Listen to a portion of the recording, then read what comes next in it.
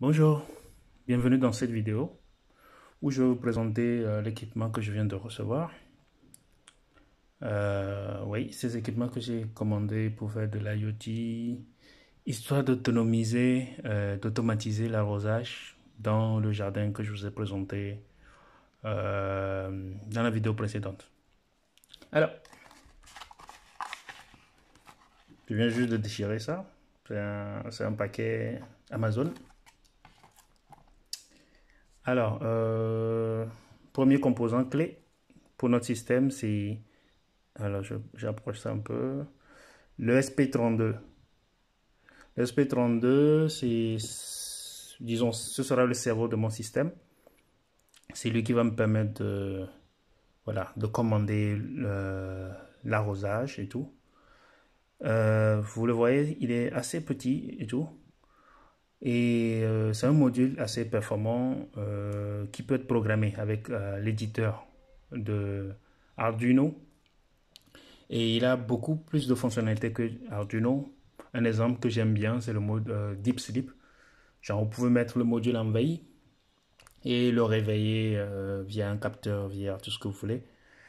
Ça permet d'économiser la batterie, l'alimentation. Il est par défaut. Il a un module par défaut avec lequel il se connecte au Wi-Fi. C'est assez intéressant parce que si vous prenez l'Arduino tout simple, il vous faut d'autres modules pour vous connecter au Wi-Fi. Et il y a plusieurs déclinaisons de ce module. Là, moi, j'ai la, la Vroom 32. Il y a d'autres TTGO, si ma mémoire est bonne, qui vous permettent d'avoir du LoRa directement. Donc, vous pouvez faire un réseau de LoRa avec vos objets connectés. Ben, le réseau LoRa, c'est un réseau d'IoT qui permet d'échanger sur de longues distances, mais des paquets pas très lourds. Donc, il y a un module ESP32 qui intègre carrément l'émetteur-récepteur. Vous pouvez faire tout un réseau avec la gateway. Voilà quoi. Je pourrais vous présenter le réseau LoRa une prochaine fois parce que j'ai bien l'intention de le tester. C'est assez intéressant. Bon, voilà, bon, ce sont ces réseaux IoT, LoRa, les autres, j'ai oublié leur nom. Non, je sais pas, c'est pas WinMax. Que la 5G essaie de rattraper pour que les objets connectés puissent se connecter, envoyer des petits paquets et tout, qu'il y ait beaucoup d'objets qui se connectent sur les BTS et tout. Voilà, c'est ce que la 5G essaie de rattraper. Donc ce module, il est assez intéressant. Voilà, il tient dans la paume d'une main, très petit. Ok. Maintenant, après avoir fait mes tests sur le banc d'essayage et tout, il faudrait bien que je soude. Donc là, j'ai pris un PCB, ils appellent ça, j'ai encore oublié le nom, breadboard, si ma mémoire est bonne, pour pouvoir souder tout ce que j'aurais réussi à faire. Donc j'ai plusieurs tailles.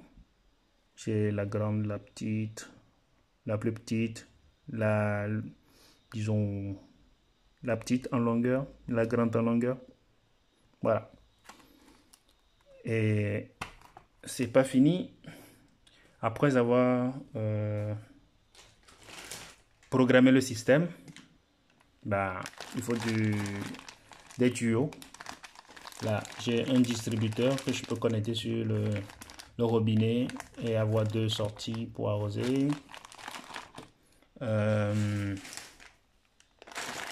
Les petits trucs là, ce sont les trucs de goutte à goutte. Voilà, donc concrètement, je vais programmer le SP32 pour qu'il ouvre les vannes pendant quelques minutes. Et pendant ces minutes, l'eau va sortir avec le système de goutte à goutte par ces éléments-là. Et voilà de la tuyauterie, voilà, pour aller arroser mes plantes dans les pots. Oui, j'en ai deux, donc je peux me louper plusieurs fois, découper et tout, c'est pas grave parce que voilà, c'est assez long. J'ai la marge d'erreur. Alors, le système de tuyauterie, il est un peu représenté ici. Voilà, le distributeur, il est là. Ils appellent ça splitter, je crois. Je le branche sur le robinet. Je raccorde les tuyaux dessus. Et après, je peux faire des jointures en T. Et ces jointures en T, je peux voilà, les ramener vers le goûteur. Le goûteur, je peux le fixer avec ce petit module. Et ainsi de suite. Ainsi de suite. Et voilà, donc je peux avoir autant de goûteurs que je veux. Tout est décrit ici. Voilà. Voilà un petit how-to pour le faire. Donc il me faut un robinet sur lequel je peux visser le premier module. Bon, ça je vais le chercher. Ou bien je vais peut-être voir si j'ai ce module là dans le paquet. Parce que le robinet que j'ai actuellement sur ma citerne n'a pas un truc pour vissage. Donc je vais voir si j'ai le module là sur les top. Donc je n'aurai pas besoin de changer mon robinet. Donc voilà le système que j'essaie de mettre en place. J'espère y arriver bientôt pour ne pas arroser tous les matins avant de commencer le boulot et pouvoir partir en congé. La dernière fois que je partais en congé, je me suis fabriqué un système d'irrigation. Bon, je vous avoue, c'était pas très top, mais bon, comme c'était pas plusieurs jours, ça a tenu le coup. Mais celui-là me donnera mon indépendance par rapport aux plantes. Et voilà, je vous tiendrai informé de l'évolution. En tout cas, j'ai plus d'excuses, j'ai tout le système, j'ai le matériel pour le faire tourner. Il ne me reste qu'à bidouer. Et en espérant que je ne vais pas faire cramer des choses. De toutes les façons, si ça crame, j'en ai un de remplacement. Ouais. Voilà, j'en ai un de remplacement, donc je peux me permettre de tout cramer. J'ai assez de goûteurs.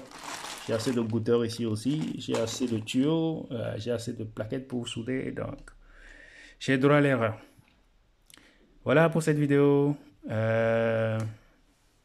N'oubliez pas de vous abonner, de souscrire à la chaîne pour savoir si au finish, je réussirai mon pari d'automatiser mon arrosage ou pas. À plus.